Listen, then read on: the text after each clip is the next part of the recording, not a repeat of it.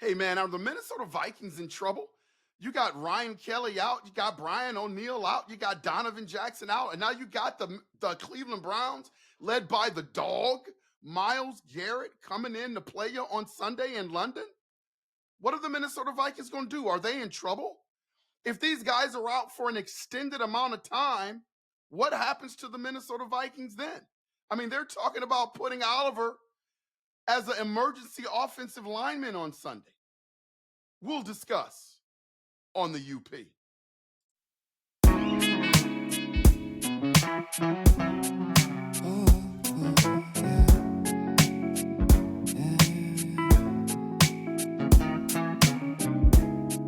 I don't know who I am. Can I say? Powered by Riverside FM.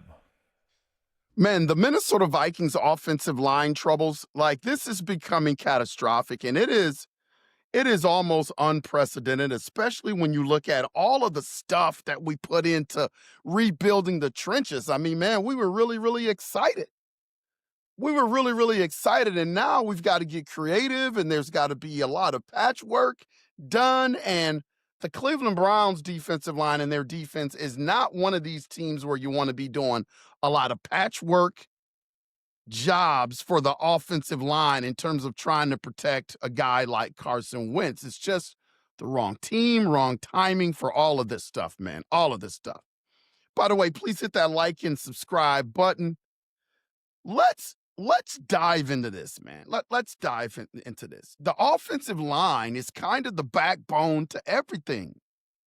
UP Nation, it is the backbone to everything. Like when people talk about the trenches, man, they're not just saying that as a word to say because everybody's trying to build a narrative about how important line play is.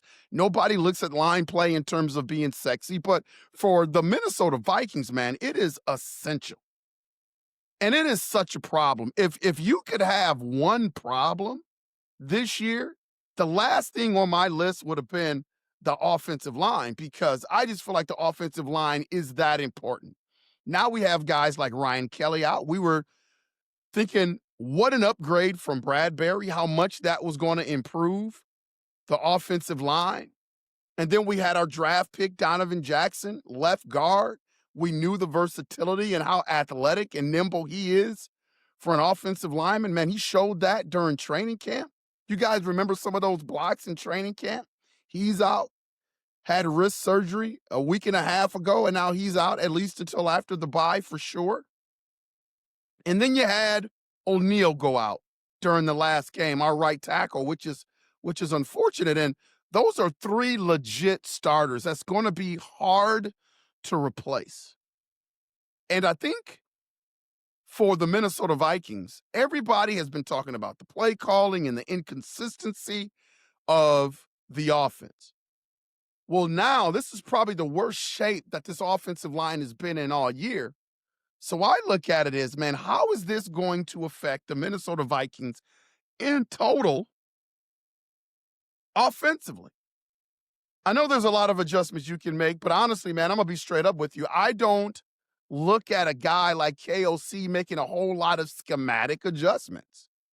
I think you're going to see it at times, but I think what you really need to do, everybody's talking about the quick game. I look at this game versus the Cleveland Browns and just looking at what I know about KOC, I mean, do you actually think KOC is going to have the majority of this game be quick slant, quick throws, bubble screens, RPOs, stuff like that? I just don't see that from KOC.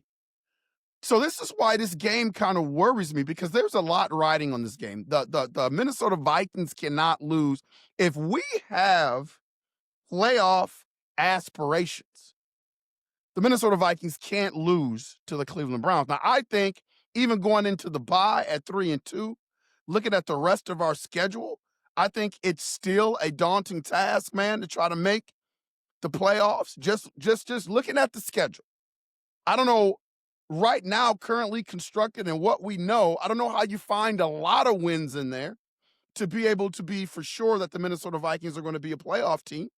But I do think we put ourselves in a better spot at 3-2 than we do at 2-3. So now I'm looking at the offensive line. Obviously, the thing is pass protection. We've taken a lot of sacks. We lead the NFL in taking sacks this year. We are on a record-setting trend in terms of taking sacks. But I think that's just one element of what the Minnesota Vikings have to worry about.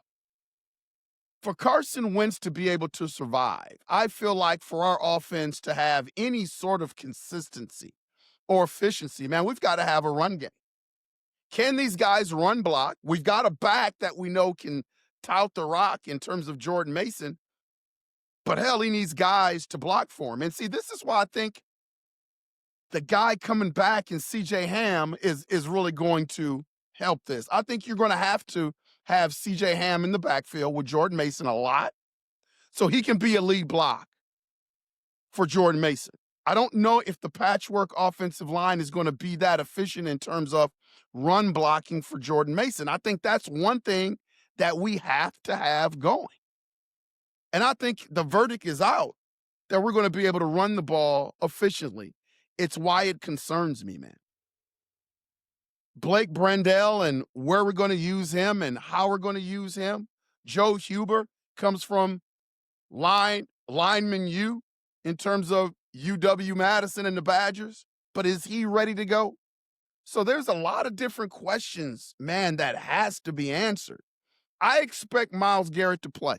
And because I cover the Cleveland Browns a lot, being a fan, growing up in Cleveland as well, I just think Myles Garrett is going to be a big concern for that offensive line, man. I look at Myles Garrett in terms of being the best defensive lineman in the league. The dude has an injury, and I know that they're talking about his ankle. I just think Myles Garrett is going to play, and his engine is something that the Minnesota Vikings just have not faced all year.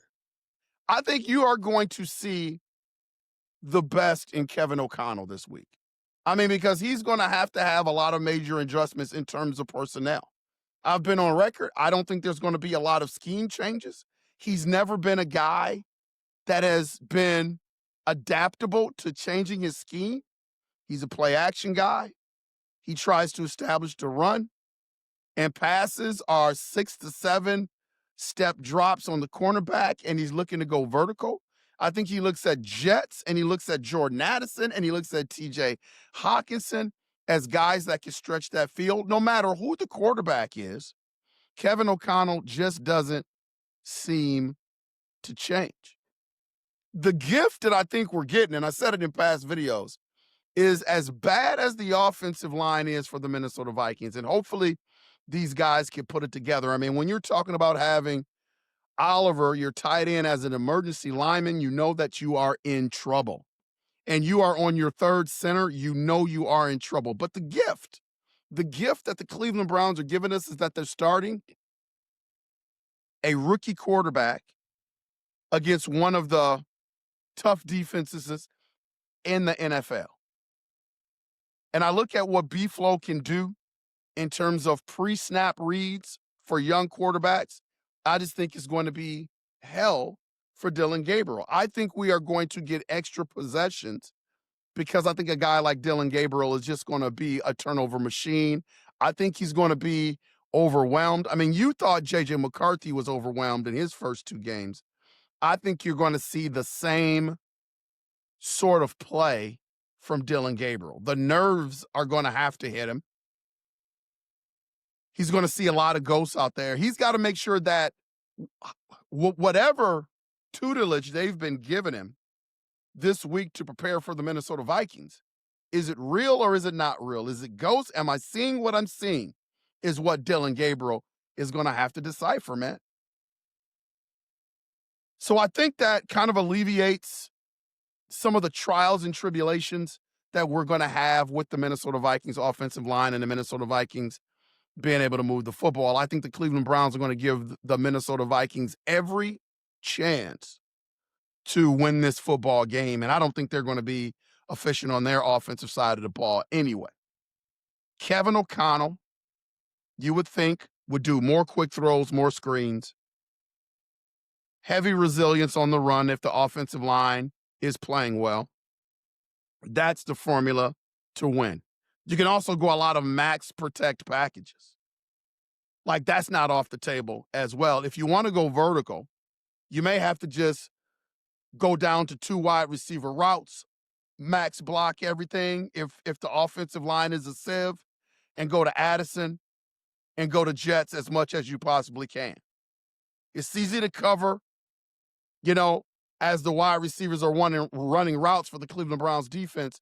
But if you can keep Carson Wentz vertical, I think you have a chance to do well on the offensive end. Man, this game is a litmus test. Can the Vikings overcome this adversity? They just got to get into the bye. They got to win this game. They got to get out of London, and they just got to get into the bye. That's the key. If the offensive line fails, the bye becomes critical. And when we get these guys back outside of the bye, when J.J. McCarthy comes back, is going to be huge, man. If they hold up, it kind of proves the depth of this team. Next man up is the narrative that's always used. So we're going to see if they actually can have their next man step up. And then it's really going to accentuate KOC's strengths as a coach, man. This is a test for the Minnesota Vikings, man. This is offensive line Armageddon, man. Offensive line Armageddon. The Vikings have a lot of work to do over the next couple days to get ready. The Cleveland Browns defense is no joke, and it's paramount that we get this win. So I'm hoping that Kevin O'Connell does his job. I hope he adjusts more than I think he'll adjust, because I think we can be really, really successful in terms of kind of restructuring the whole philosophy of the offense. I think we give Carson Wentz a better chance to be successful. But we'll see you on Sunday, man. We just got to get that dub. We just got to get that dub. Please hit that like and subscribe button, man. This has been Unconventional Playbook. And as always, we will see you when we see you. Skol.